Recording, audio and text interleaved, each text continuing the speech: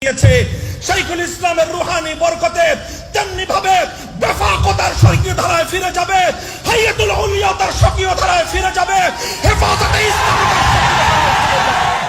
হেফাজতকে নিয়ে বিতর্ক সৃষ্টি করবার কোন সুযোগ কাউকে দেওয়া হবে না। বেফাককে নিয়ে কোন ধরনের চিনিমিনি খেলবার পায়তারা কাউকে করতে দেওয়া হবে না ইনশাআল্লাহ। যদি এর পরেও আর নতুন কোন খেলবার, নতুন কোন খেলা শুরু করবার যদি কারো দুরভিসন্ধি থেকে থাকে, নতুন কোন চাল চালবার যদি কারো দুরভিসন্ধি থাকে, আমি হাটহাজারী মাদ্রাসার ছাত্র জনতার বিপ্লব থেকে তাদেরকে সতর্কবাণী শোনাতে চাই।